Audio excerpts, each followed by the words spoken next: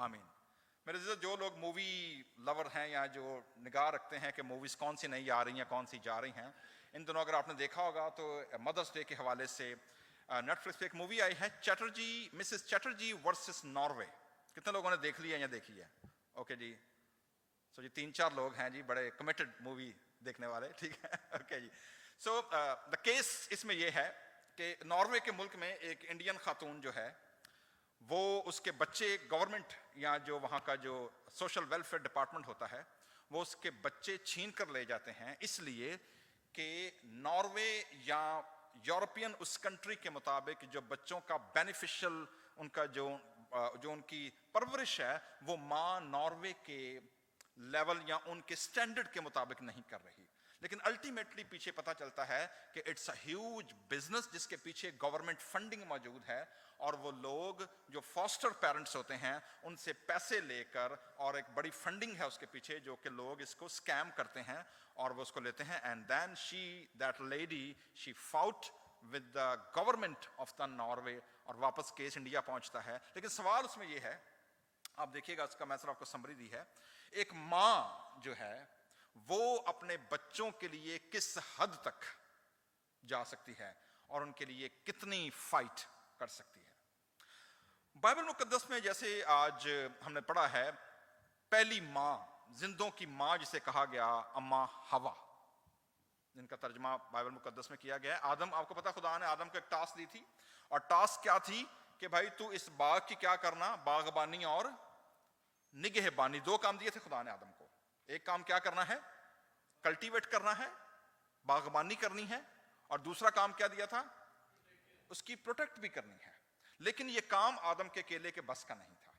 That's why Bible मुकद्दस कहती है पैदाइश की किताब पहले बाब में कि खुदा ने उसके लिए उसका मददगार, जब मददगार लफ्ज है जी, दैट्स वेरी इंटरेस्टिंग, क्योंकि मददगार का लफ्ज है जिसके पीछे सिर्फ मायने ये नहीं है कि she was subdue to her husband. इसका मतलब ये था कि वो एक कंपैटिबल पार्टनर लेकर आए। कंपैटिबल, याद रखिएगा, कंपैटिबल का मतलब क्या है कि जो उसके लेवल की टक्कर की हो, ना सिर्फ उसके टक्कर की हो, बराबरी की हो, बल्कि जो उसको चैलेंज भी कर सके कि भाई तेरा ये काम जो है ये ठीक नहीं है, इसको इस पर्सपेक्टिव से भी देखें, इसको इस पर्सपेक्टिव से भी देखें।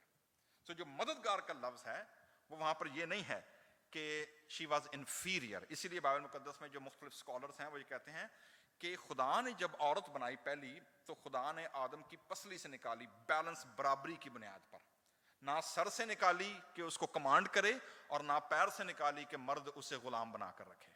इट वॉज बैलेंस, कंपैटिबल, बिल्कुल बराबरी की बुनियाद पर खुदा ने औरत को पैदा किया। लेकिन जब पहले बाब में हम जाते हैं तो वहां पर आप देखेंगे 27-28 आयत में जो पहला रेफरेंस है मर्द और औरत के बारे में, दैट्स इंटरेस्टिंग, क्योंकि 28-27 आयत पैदाइश, Genesis, book of Genesis chapter 1 verse 27-28 लिखा है, और खुदा ने इंसान को अपनी सूरत पर क्या किया, पैदा किया, खुदा की सूरत पर उसको पैदा किया। एंड देन नर वो नारी, male and female. Next slide please, next image please. So जो इमेज है इसके अंदर, even, Roger, Adam, garden of Eden वाला, थैंक यू। सो इसमें जो कॉन्सेप्ट है कि खुदा ने उनको अपनी सूरत पर नर और नारी पैदा किया, दिस इज इंटरेस्टिंग। क्यों उनको 7वें दिन जब खुदा, 6ठे दिन जब खुदा ने पैदा किया, तो उसके पीछे जो लॉजिक है वो ये थी मेरे जीजो, इमेज ऑफ गॉड, खुदा की सूरत का मतलब है जी, they were direct image, a print out, xerox copy of God in 3 things. Number 1, morality, कि उनका किरदार खुदा की जात की तरह हो। नंबर 2, रीजन, वो उसके ऊपर बात कर सके, रीजन कर सकें खुदा के बारे में। And number 3, and free will, आजाद मर्जी दी। कितनी चीजें? नंबर 1 क्या है? मोरालिटी, प्योरिटी, जो खुदा की जात की है, जो होलीनेस है, वो क्या रहे उनके अंदर रहे। Number 2, they are reasonable, they are rational being. बाकी लोग, बाकी जानवर इंस्टिंक्ट को फॉलो करते हैं, human follow their rationality. And number 3 क्या है जी? Free will. जो इंपॉर्टेंट चीज है खुदा के और इंसान के दरमियान राबते की, ताल्लुक की, वो है मेरे जीजो, वो ये है कि human can love and can hold spiritual communion with God. ये और कोई दूसरी तख्लीक नहीं कर सकती थी. जब खुदा ने अपने इमेज पर पैदा किया तो रीजन उसके पीछे क्या थी कि वो खुदा से क्या रखें? एक तो मोहब्बत रखें, नंबर 2 वो क्या करें? खुदा के साथ उनकी रूहानी जो ताल्लुक है वो क्या हो सके? कायम हो सके. This is the 2 reason. So that's why they both are companion, support and challenge. तो दूसरे बाब में जब खुदा ने लिखा है आदम का अकेला रहना अच्छा नहीं, तो एक मददगार उसकी मानिंद बनाऊंगा. तो कितनी चीजें हैं जी मददगार के अंदर? क्या करेगा मददगार? नंबर 1 क्या होगा उसके लिए? कंपैटिबल, ठीक है, कंपेनियन. नंबर 2 वो उसे क्या करेगा? सपोर्ट करेगा. एंड नंबर 3 से क्या करेगा? चैलेंज करेगा. तो जो हस्बैंड या जो खवातीन या वाइफ जो घर के अंदर क्रिटिसिज्म या एक दूसरे की इवैल्यूएशन बर्दाश्त नहीं कर सकते, there is something wrong with them. So that's why खुदा ने आदम का अकेला रहना अच्छा नहीं. और खुदा ने आदम को एक जो काम दिए थे मैंने बताया, जैसे प्रोटेक्ट करना और कल्टीवेट करना, लेकिन एक काम खुदा ने और दिया था अम्मा हवा से पहले, और वो क्या था? क्या है जी? कि वो उनके क्या रखे जी? नाम रखे. नाम वो शख्स रखता है या चेंज करता है जिसके पास अथॉरिटी या जिसकी अथॉरिटी किसी के ऊपर क्या करती है? काम करती है. सो आदम को जब खुदा ने ये कहा कि तू सारे जानदारों के नाम रखे, इट मींस कि आदम as a vicegerent, as a mini God होते हुए खुदा की हुकूमत, खुदा के इख्तियार को जमीन पर क्या करेगा? प्रैक्टिस करेगा. और वो दोनों इक्वल प्रैक्टिस करेंगे, सिर्फ आदम अकेला नहीं करेगा.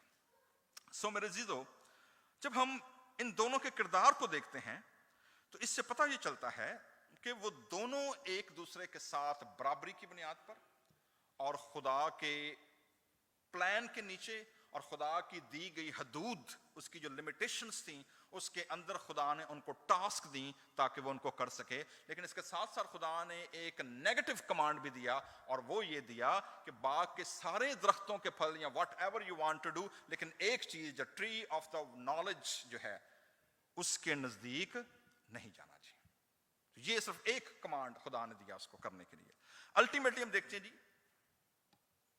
कि पैदाइश की किताब में गुनाह की जो आमद है, जो फॉल है, खुदा से जो राबता रिश्ता टूटना है, इसके पीछे हम देखते हैं जी कि पैदाइश की किताब के हवाले से और दुनिया भर के अंदर मोनोथिस्टिक रिलीजन में हम देखते हैं जी कि औरत को मरूद इल्जाम दिया जाता है कि उसने गुनाह किया, और उसके गुनाह की वजह से जो है वो दुनिया के अंदर जो है वो मौत और तारीकी और खुदा से दूरी पैदा हुई.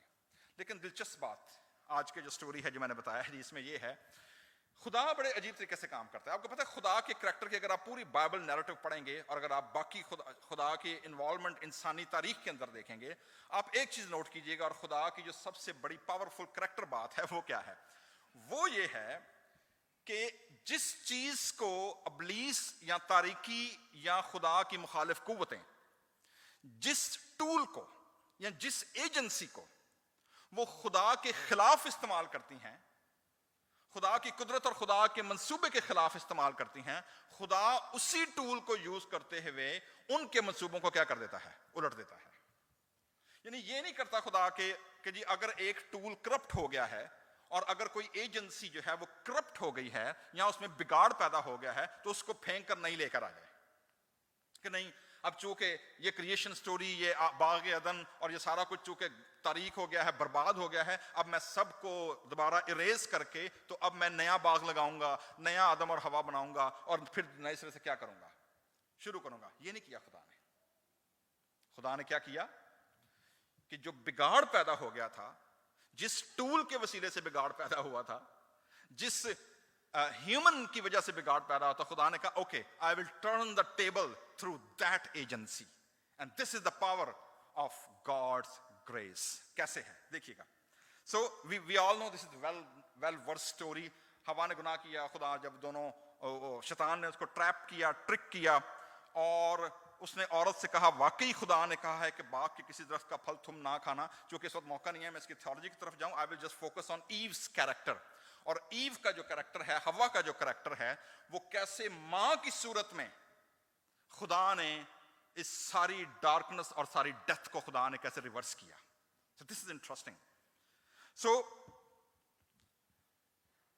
तारीख के अंदर जी, चर्च हिस्ट्री के अंदर स्कॉलर्स बहुत सारे हैं, वो ये कहते हैं जी, I am quoting, the majority of early interpreters से बात है जी, starting from the 3rd century 2nd century onward, medieval era. इसके अंदर वो कहते हैं जी कि they concluded that Eve was an inferior and secondary creation who bore primary responsibility for plunging the world into sin and strife. ठीक है जी, समझ आ गई ना बात, कि अर्ली सारे स्कॉलर, सारे इंटरप्रिटेशन क्या थी कि जी दुनिया जो बर्बादी है ना, जो तबाही है, ए बीबी दी वजह नाल आई है। ना खुदा हवा बनांदा ते ना दुनिया दे विच प्रॉब्लम क्रिएट हुंदी, भाई आदम कल्ला ही ना रखदा फिरदा। But that's not a story. For example, Thomas Aquinas, बड़े मशहूर कैथोलिक स्कॉलर गुजरे हैं, presented Eve as the greatest sinner who as a woman was defective and misbegotten.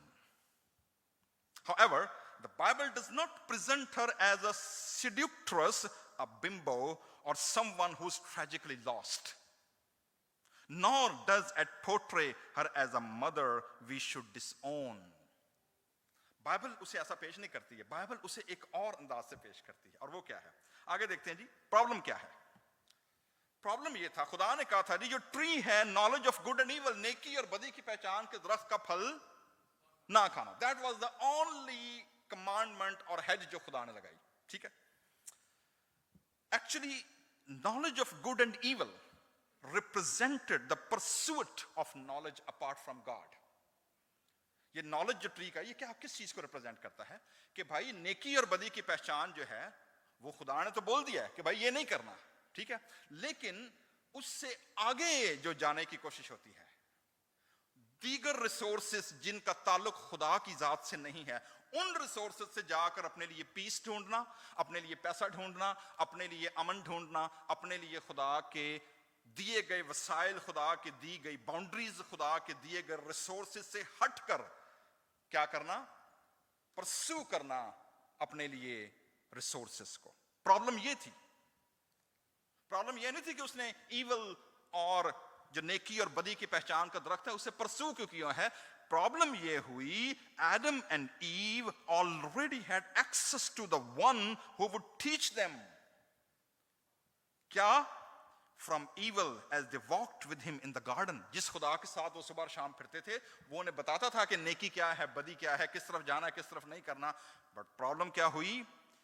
Eating from the forbidden tree was an attempt to gain knowledge outside of that relationship. जो ताल्लुक खुदा ने बनाया है, जो boundaries खुदा ने दी हैं, उनसे बाहर निकलकर अपने लिए क्या ढूंढना?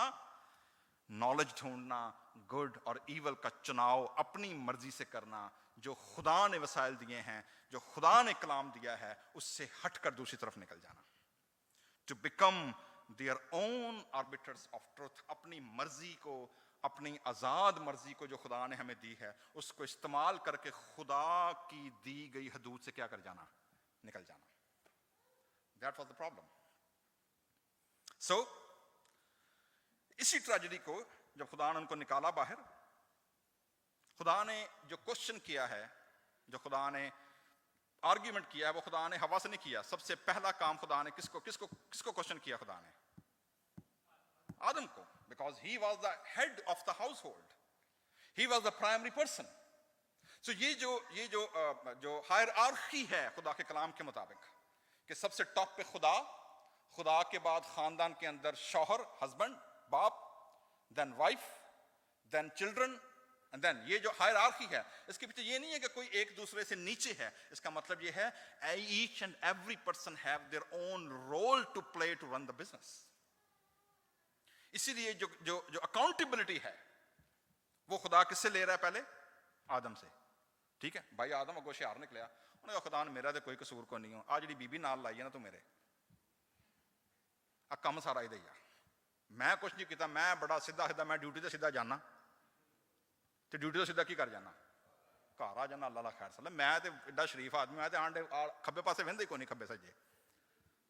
आ जी तू बीबी लाई है ना सारा दिन फोन ते आई लगी रही, उधर फोन ते उधर फोन ते इधर खड़का, तो वह लैन जाके लग गई कि भाई सरपेंट नाल,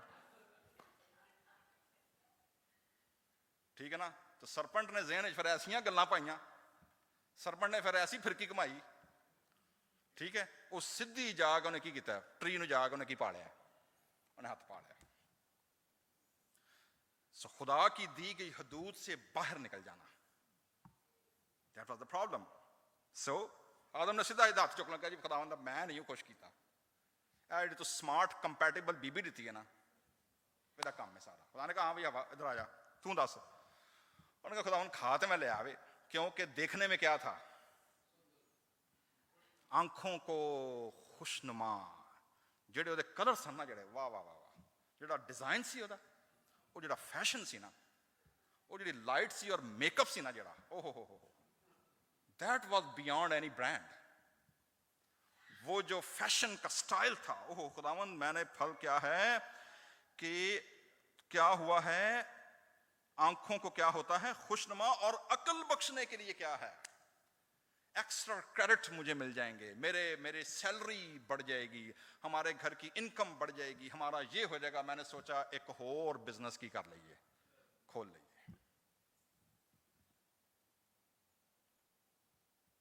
So she given her narrative, और उसने इल्जाम किस पे लगाया जी, हाँ जी औरत ने किस पे लगाया, सांप पे। कहा जी का कसूर है, मैं भी कुछ नहीं किया, मैं भी बिल्कुल मासूम पारसा, मेरे वर्गा तो इनोसेंट ही कोई नहीं। सो यार भाई लाया ना जितना मेरे रॉन्ग नंबर जा मिलिया सी, सारा काम इदा वे। सो जी जब खुदा ने इन तीनों को जजमेंट पास की है, जजमेंट देखें इंटरेस्टिंग है, हम जो कि मदरहुड पे बात कर रहे हैं, मां पर आज बात हो रही है, तो ये जजमेंट जो पास हुई है इसमें आप देखेंगे कि क्या हुआ है। शैतान को तो आपने पता है, उसने कहा जी ओके जी तू सारी जिंदगी उनकी करेगा, अब तू खाक चाटेगा, सांप का नैरेटिव इस्तेमाल हुआ है। सो ये एक अलग इशू है कि वाज रियली या स्नेक और समथिंग एल्स, वो कभी मौका मिला उस पर बात करेंगे। But it represent Satan, it represent darkness, it represents powers of darkness जो खुदा के प्लान के हमेशा क्या करती हैं, उलट चलती हैं, अगेंस्ट चलती हैं खुदा के कलाम के। उम्र पर खाक चाटेगा। 15वीं आयत बड़ी इंपॉर्टेंट है जी, जो हमारी आज की जो टॉपिक है उसका वो थीसिस है, वो क्या है 15वीं आयत। खुदा ने कहा और मैं तेरे और औरत के नस्ल के दरमियान, इंटरेस्टिंगली जिस टूल को तूने यूज किया है, ओके, जिस एजेंसी को तूने क्या किया है, इस्तेमाल किया है कि मेरे कलाम से, मेरी फेलोशिप से, मेरी कम्युनियन से इनको क्या कर दे, हटा दे, मैं उसी को यूज करूंगा अब तेरा सर कुचलने के लिए। बाहर से कोई पावर नहीं आएगी, I will transform that, I will give her more compatibility, give her more grace, I will give her and equip her with more gadgets। क्या है कि तूने चूंकि औरत को इस्तेमाल किया, मैं क्या करूंगा तेरे और औरत के दरमियान, एंड देन नॉट सिर्फ दोनों के दरमियान नहीं, बंदा अब गायब हो गया, बंदे को खुदा ने कहा तू साइड पे हो जा, तेरा काम हो गया। क्या करूंगा मैं, 2 लेवल है जी। पहला लेवल क्या है, तेरे और किसके दरमियान, औरत के दरमियान, and then it's ongoing never ending unceasing warfare, और मैं तेरी नस्ल और औरत की नस्ल, 2 लेवल ऑफ वॉरफेयर स्टार्ट हो गई है जी दोनों के दरमियान। And then offspring, generation to generation के दरमियान क्या डालूंगा, स्ट्राइफ, अदावत, लड़ाई, जंग, वॉरफेयर क्या हो गई है, शुरू हो गई है। वो तेरे सर को कुचलेगा। अब इंटरेस्टिंगली यहां पर आप देखेंगे ग्रामेटिकली यहां पर प्लूरल नहीं है, यहां पर सिंगुलर फॉर्म है। वो तेरे सर को कुचलेंगे नहीं, वो तेरे सर को क्या करेगा, कुचलेगा, अ सिंगल पर्सन। वो तेरे सर को कुचलेगा और तू उसकी एड़ी पर क्या करेगा, काटेगा। That is a plan. अब खुदा रिवर्स करने लगा है सिन को साल्वेशन के प्लान के अंदर। वही टूल जो डिस्ट्रक्शन का बायस बन गया, वही रिडेम्पशन के लिए इस्तेमाल होगा। सो आगे अब मां बनने का प्रोसेस है जी पूरी दुनिया के अंदर, इसको यूज किया गया। फिर उसने औरत से कहा जी मैं तेरे दर्द हमल को बढ़ाऊंगा, दर्द के साथ पेन और रगबत और हुकूमत करेगा। वो जो बैलेंस था दोनों के दरमियान, इंटरेस्टिंगली वो जो दोनों के दरमियान कंपैटिबिलिटी थी, सपोर्ट थी, वो किसमें चेंज हो गई? हुकूमत और सब्जेक्ट एंड ऑब्जेक्ट में क्या हो गई? तकसीम हो गई। वो तुझ पर हुकूमत करेगा। और उस आदम से उसने कहा चूंकि तूने अपनी बीवी की बात मानी और उस रस का फल खाया जिसकी बाबत मैंने, बात प्रॉब्लम ये नहीं थी कि बात क्यों मानी, प्रॉब्लम कहां पर है? मैंने बताया जी कि बात मानकर मेरे अगेंस्ट तो क्या हो गया? चला गया। तो बात मानने में प्रॉब्लम नहीं है, पर प्रॉब्लम कहां पर है? जब खुदा के दिए गए अहकाम, खुदा की दी गई बाउंड्रीज के अगेंस्ट क्या हुआ जाए? जाया जाए। इसलिए अब तूने क्या किया कि because you were the vice surgeon, जमीन मैंने तुझे दी थी, तू हुकूमत करेगा, तू इसको बनाएगा, तू इस पर रूल करेगा, लेकिन अब वही जमीन तेरे सबब से क्या हो गई? लानती हो गई। मुशक्कत, ऊंट कटारे, जब तक क्या। ओके जी, दैट्स फाइन जी। खाक और खाक। 20वीं आयत। देन आदम ने अपनी बीवी को नाम दिया जी। और नाम क्या दिया? और आदम ने अपनी बीवी का नाम, भाई यार प्रैक्टिस ही ना रखन दी, उन्होंने कहा तेन भी ना दे छड़ना मैं अज। ठीक है, क्या नाम दिया जी? और हवा, इट्स अ हिब्रू वर्ड, ये तर्जमा नहीं किया गया। और इसका मतलब क्या है जी? इसलिए कि वो सब जिंदों की मां है। ठीक है जी। इसके बाद अब देखेंगे जी पहली गारमेंट इंडस्ट्री शुरू होती है, पहली सिलाई मशीन खुदा लांदा है। और फिर आगे क्या लिखा है जी? और खुदावंद खुदा ने आदम और उसकी बीवी के वास्ते क्या किए जी? चमड़े के कुर्ते बनाकर। उदू पहला दोवां मियां बीवी अपने लोग की ट्रिक लाया सी, की जुगाड़ लाया ही? किदे किदे कपड़े बनाए हन? काय की लुंगियां बनाई थी? फिग, ठीक है ना, अंजीर के पत्तों से। वो लगता रात ਨੂੰ ਬਣਾਉਂਦੇ ਹੋਣਗੇ, सवेरे धुप लगती होगी, पत्ते सुक जाते। ठीक है, सवेरे अगले दिन धुप लगनी, फिर पत्ते सुक जाने। खुदा ने कहा तुहाडे काम इंज दे ने। So I will give you leather. So पहली लेदर इंडस्ट्री सियालकोट में नहीं लगी, कहां लगी? फिर बाग अदन में खुदा ने लगाई। ठीक है, सियालकोट मशहूर है लेदर गारमेंट के लिए पूरी दुनिया में। ठीक है, ठीक है जी। So that's how started. But how come? उसके बाद हम देखते हैं जी कि ये जो खुदा का प्लान था कि मैं तेरी नस्ल के दरमियान और तेरी औरत के दरमियान और जो है वो तू रिहाई पाएगी, मां बनने का प्रोसेस ने हवा के ऊपर से इस दाग को क्या कर दिया? मिटा दिया। एक बड़ी मशहूर ठुमरी है जी, इंडियन क्लासिकल म्यूजिक में गाई जाती है, लागा चुनरी में दाग। ये मूवी भी आई है, किसने देखी है मूवी? ये बड़ी ठीक है, लागा चुनरी में। ये एक ठुमरी है, मीरा जो वहां की पोइटस थी बड़ी इंडिया की मशहूर, and it's a classical poetry. So ये जो दाग लगा जी अम्मा हवा के ऊपर कि शी बिकम अ टूल, लेकिन उसकी रिडेम्पशन किस तरह होगी? मां बनने के वसीले से। So motherhood actually it's a divine plan कि जो मां बनना है ये खुदा का मंसूबा है कि जिसके वसीले से खुदा इस दुनिया के अंदर वो जो खुदा के साथ यूनियन थी, जो खुदा के साथ राबता था, खुदा के साथ जो ताल्लुक था, that will be restored through the process of motherhood. That's why motherhood is known as a divine action. इसलिए मां पर बड़ी इंपॉर्टेंट जिम्मेदारी आयद होती है कि मां का करैक्टर, मां की परवरिश, मां का इंपैक्ट, ये बहुत इंपॉर्टेंट है। साइंटिफिक रिसर्च ये आई है जी कि आपकी जो न्यूरोलॉजिकल या आपकी जो सोशल आपका जो बिहेवियर है ये नानी से लेकर तीसरी पुश्त तक चलता है। कहां से शुरू होता है? ये मैं आपको कलाम की बात नहीं बता रहा, ये मैं आपको कहां की बात बता रहा हूं?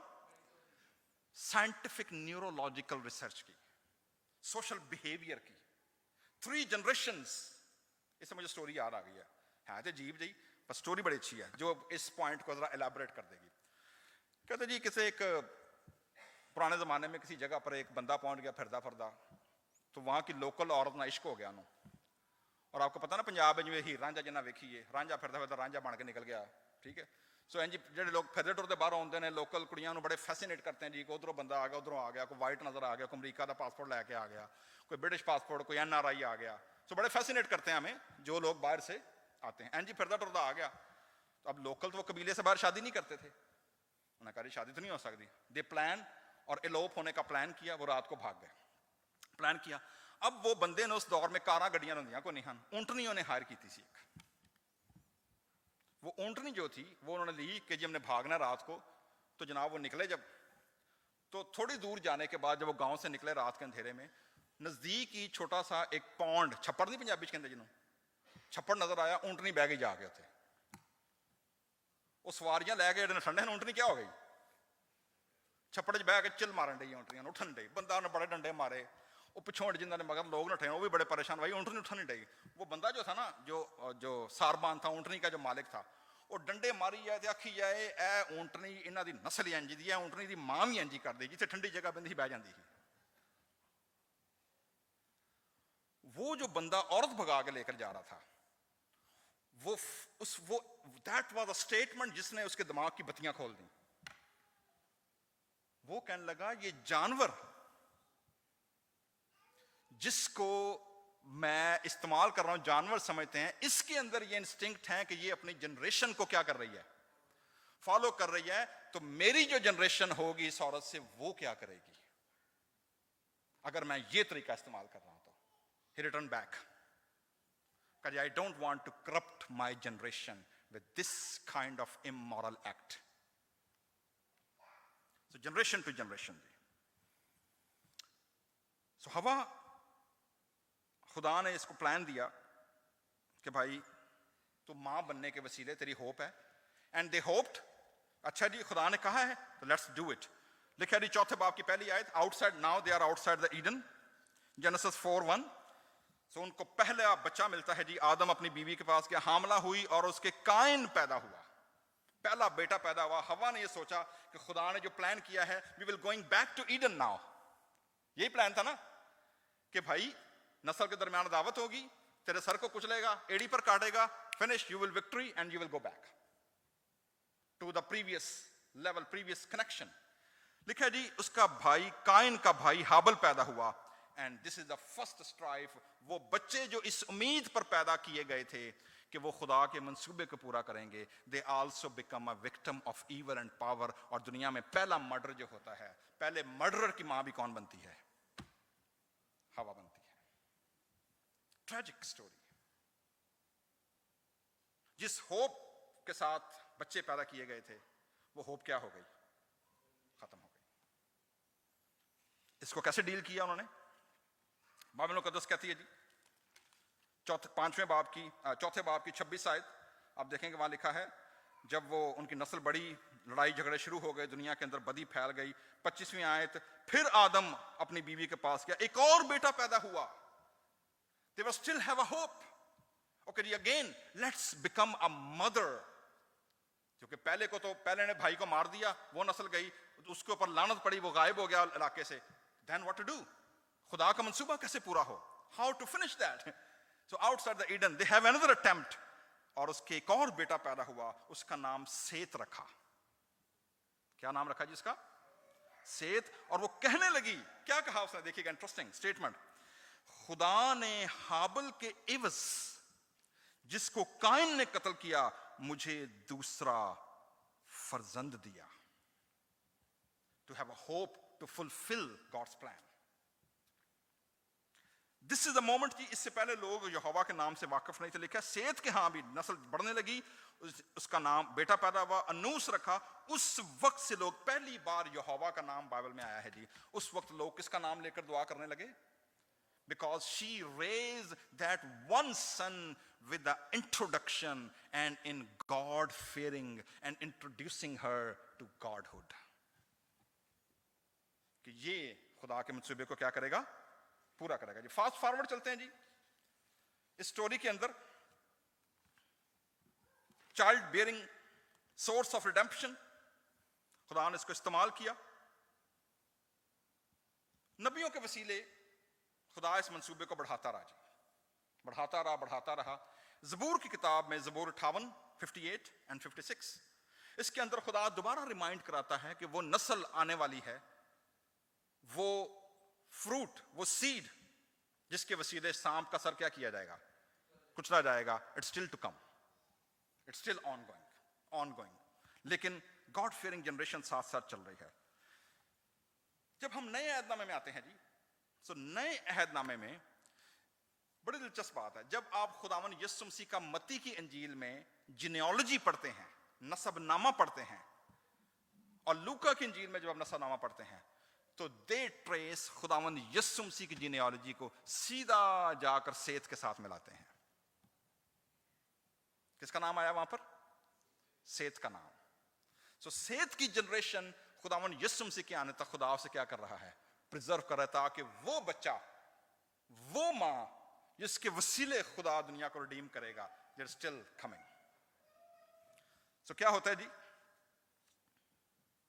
पौलुस रसूल तिमोथियस को खत लिखते हुए दूसरे बाब की 14वीं आयत में उन्हें एक बात कहते हैं जी। सो तिमोथियस का नाम खत, दूसरे बाब, और उसकी मैं 14वीं आयत पढ़ने लगा हूं जी। 12वीं आयत में है, और मैं, ये पौलुस रसूल का पर्सनल पर्सपेक्टिव है। 12वीं आयत से ऑनवर्ड वो कहते हैं जी, और मैं इजाजत नहीं देता कि औरत सिखाए या मर्द पर हुक्म चलाए, बल्कि चुपचाप रहे। क्योंकि रीजन उसकी क्या है? Argument again back to garden of Eden, क्योंकि पहले आदम बनाया गया, इसके बाद हवा, और आदम ने फरेब नहीं खाया, बल्कि औरत फरेब खाकर गुनाह में पड़ गई। लेकिन हियर इज द स्टेटमेंट, कुछ लोग हैं वो सिर्फ इन्हीं को आयत पढ़ के ना बीबियां ने शंट कर छड़ देने, थोड़ा कोई काम नहीं, थोड़ा ये नहीं तो वो नहीं, अगले जानते को नहीं। तो ये जो अप्रोच है, ये कलाम की बिल्कुल गलत अप्रोच है। शैतान का काम भी यही था, उसने भी यही किया था। अद्धी गल दस के ना, अच्छा खुदा ने वाकई है क्या सी, नहीं नहीं इंज नहीं, बल्कि इंज क्या सी, तो सही सुनया नहीं। आयत का अगला हिस्सा क्या कह रहा है? लेकिन, जहां पर ये खत्म हुई ना बात, फरेब खाकर गुनाह में पड़ गई, लेकिन औलाद होने से क्या पाएगी? she'll be redeemed by motherhood. So motherhood जो है वो औरत को उसके इंफीरियर जो कॉन्सेप्ट है, जो स्ट्रेटजी है, जो नैरेटिव है, उससे निकाल बाहर करती है। So मदर डे सिर्फ मदर डे नहीं है कि फूल दे दिया जाए और जनाब एक दो प्रेज कर दी जाए, जैसे किसी ने सोशल मीडिया पे लगाई हुई थी ना, एक माँ बैठे जी मदर डे, सारे बच्चे आले दुआले सेल्फियां लैंड ने, अदर डे माँ कली वे खंडी किधर गए सारे। सो मदर डे अदर डे को पता ही को नहीं होते बाद। सो लेकिन औलाद होने से क्या पाएगी? She will restore her status back again according to God's promise. So बशर्त ये के, लेकिन कंडीशन अगेन, कंडीशन क्या है? बशर्त ये के वो ईमान और मोहब्बत और पाकीज़गी में परहेजगारी के साथ क्या रहे? कायम रहे। स्टिपुलेशन साथ है, सिर्फ मदरहुड नहीं है, वरना मावा तुहानू पता है ऐसियां ऐसियां ने।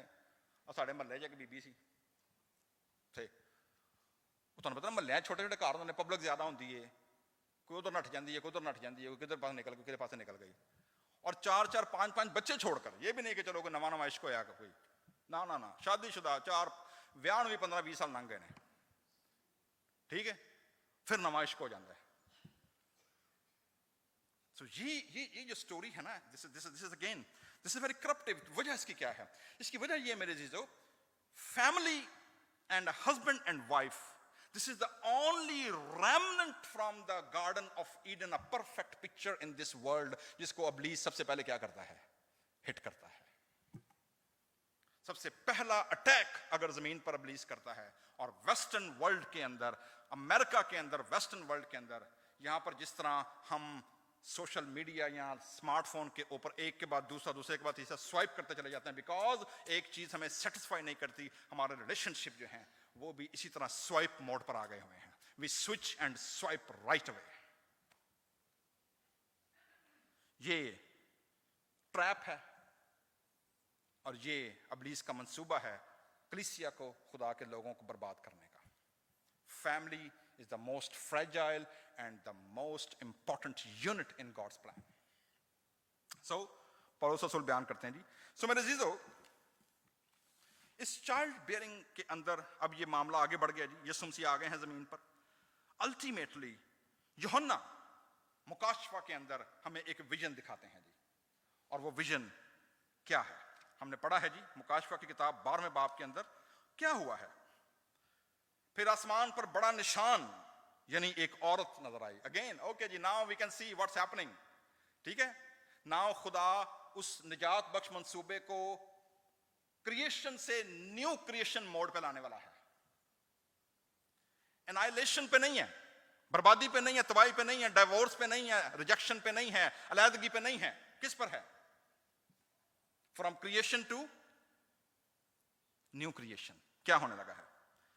एक औरत नजर आई जो आफ्ताब को, सूरज ओढ़े हुए है, चांद उसके पांव के नीचे था। It's the image of authority. और 12 सितारों का ताज। So who is this woman in this text? Nation of Israel. इस टेक्स्ट में ये औरत कौन है? इस्राएल की कौम है जी। और दर्द ज़ह में चलाती थी और बच्चा जनने की तकलीफ में थी। आप देख रहे हैं जी क्रिएशन का, जेनेसिस का नैरेटिव एक को अगेन दोबारा। ठीक है, वो जो प्लान खुदा ने दिया था, तेरी नस्ल औरत की नस्ल के दरमियान क्या डालूंगा मैं? अदावत। अब फाइनल कल्मिनेशन है जी, फाइनल होने वाला है और बच्चा पैदा होने वाला है जी। फिर एक और निशान आसमान पर दिखाई दिया, अजदहा, अगेन सरपेंट। यहां पर क्या है? बड़ा अजदहा है। 7 सर, 10 सिंग, पावर, अथॉरिटी, रूलिंग, 7 ताज उसकी दुम ने। आसमान के तिहाई सितारे, हेवनली रिसोर्सेस, आसमान पर जो फरिश्ते गिराए गए, तारीकी के हाकम जो शैतान के, इब्लीस के, लूसीफर के साथी थे फरिश्ते, वो क्या हुए? वो नीचे गिरे हैं ताकि वो उस औरत के खिलाफ क्या करें? लड़ें, ताकि वो बच्चा पैदा ना हो सके। और वो बेटा जनी लड़का पैदा हो गया जी। खुदा ने इंतजाम किया हुआ, खुदा ने कहा है तो होगा, क्योंकि खुदा उसी टूल को यूज करेगा जो उसने डिस्ट्रक्शन के लिए यूज किया है। और उसका बच्चा यकायक खुदा और उसके तख्त के पास क्या कर दिया गया? Under the final ultimate protection, जहां पर कोई उसे छू नहीं सकता। व्हाट इज हैपनिंग यहां पर जी? इस सारे एपोकलिप्टिक इसके अंदर क्या है? क्योंकि इस बयान के बाद, 12वें बाब के बाद, जब वो सारे इस कहानी को बयान करता है, यकायक जॉन हमें लेकर जाता है जी 22वें बाब के अंदर, आखिरी चैप्टर मुकाशफा की किताब का। वहां पर क्या हुआ है? अब रैप होने वाला है, अब न्यू क्रिएशन मुकम्मल होने वाली है। वो जो प्रॉमिस किया था वो मुकम्मल होने वाला है। और क्या लिखा जी 22वें बाब की पहली 2 आयत में? क्या लिखा हुआ है? फिर उसने मुझे बिल्लोर की तरह चमकता हुआ आबे हयात का दरिया दिखाया, जो खुदा और बर्रे के तख्त से निकलकर उस शहर की सड़क के बीच में, न्यू जेरूशलम है जी, न्यू क्रिएशन ऑर्डर है। और उसमें 12 किस्म के क्या आते थे? फल, और हर महीने में। और लिखा है और दरिया के वार पर क्या था जी? कौन सा दरख्त था? ये वही दरख्त है जिस पर खुदा ने नेकी और बदी के पहचान के दरख्त का फल खाने के बाद पैरा लगा दिया था कि आदम और हवा इस दरख्त को ना छू सकें। प्रोटेक्ट कर दिया था खुदा ने। लेकिन अब इसी बुक के एंड में जो दरख्त बैन कर दिया गया था लाइफ का, वो दरख्त अब सब कामों को क्या दे रहा है? शिफा दे रहा है, लाइफ दे रहा है मेरे चीजों। In the new Jerusalem where humans may given life in the presence of God, God's intention for creations are finally and fully realized in John's glorious vision. So मेरे चीजों क्या हुआ है यहां पर? जब हम वापस बाग अदन में पहुंचते हैं जी और आखिरी बाग में आते हैं, बाग अदन का बाग, पैदाइश का बाग और मुकाशफा का बाग, अब ये दोनों इकट्ठे हो रहे हैं जी। ठीक है, when we return to the beginning, it's striking that God announces the promise of redemption to Eve, not Adam. किसको खुशखबरी दी गई थी? वादा किसके साथ था? अम्मा हवा के साथ, आदम के साथ नहीं था। ठीक है जी। The mother of all the living, तमाम जिंदों की मां के साथ प्रॉमिस था, is the one through whom the promised seed will come, जिसके वसीले मौदा मसीह आएगा। एक स्कॉलर लिखते हैं जी, the Bible from its opening chapters pictures women as allied with God in the eventual salvation of the world. आपको याद है हमने यीशु मसीह के मुर्दों में से जी उठने में और खुदावंद यीशु मसीह की खिदमत में देखा था, औरतें हमेशा क्या रही हैं? स्पीयर हेड रही हैं, फाइनेंशियल सपोर्ट से लेकर, कब्र से लेकर, जी उठने से लेकर, आसमान पर जाने से लेकर, स्लीप से लेकर, स्लीप के उतरने से लेकर, कौन वहां मौजूद है? औरतें। प्रॉमिस औरत की नस्ल से किया गया था। मदरहुड खुदा के साथ कोलैबोरेशन है जो इस प्लान को आगे बढ़ाती है जी। Rather the Bible presents her as a both paradigm for essential participation of women in God's work of redemption. She is family, our mother, in hope as well as in ancestry. A flawed and human, as Eve was. In Bushnell's word, scholar है जी, क्या कहते हैं? God has elevated her to the honorable position of an enemy of Satan and progenitor of the coming Messiah. This is to celebrate on Mother's Day. She is the honorable position. वो खुदा के साथ काम करने वाली है, वो खुदा के साथ मिलकर आने वाले मसीहा के बारे में है। सो जी, अब सारे जिंदों की मां तो फिर मेरी तो भी की हुई, बोलो हमारी भी क्या हुई? मां हुई ना, ठीक है। अगर तमाम जिंदों की मां, इसलिए उसे क्या कहते हैं? अम्मा, अम्मा हवा कहते हैं सारी दुनिया के लोग, ठीक है ना। अगर हम उसके डिसेंडेंट्स हैं, then what is our job? फिर हमारी रिस्पॉन्सिबिलिटी क्या है? ठीक है। How does the command to honour your mother, father and mother, तो अपने बाप की और मां की क्या करना? इज्जत करना। Apply to the mother of the all living. So मेरे जीजो, जिस तरह अम्मा हवा ने अपने आप को खुदा के प्लान के लिए पेश किया, उसी की प्रोटोटाइप होते हुए मुकद्दसा मरियम ने भी अपने आप को क्या कर दिया? खुदा के प्लान के सामने क्या कर दिया? अपने आप को पेश कर दिया। मैं खुदावंद की बंदी हूं, मेरे लिए तेरे कॉल के मुआफिक हो जी। The one who was bruised for our sake bound Satan and will crush him once and for all. So मेरे जीजो, इस सारे आज की स्टोरी में, आज के इस लास्ट मदर डे के हवाले से आपको पता है खुदा ने अपने आप को बतौर मां के पेश किया है बाइबल मुकद्दस में। Although God always presented as a male, ठीक है, लेकिन हमें ऐसे रेफरेंस मिलते हैं, एक्सप्लिसिटली नहीं है लेकिन इम्प्लिसिटली है। नंबर 1, एक स्कॉलर का कहना है जी, खुदा का जो टाइटल है ना, एल शडाई, आपने नाम सुना ना खुदा का, ये एल शडाई। एल शडाई का मतलब है जी सस्टेनर, ऐसा शख्स, ऐसा खुदा जो सस्टेन करता है, जो अपने पैरोकारों को संभालता और पालता है।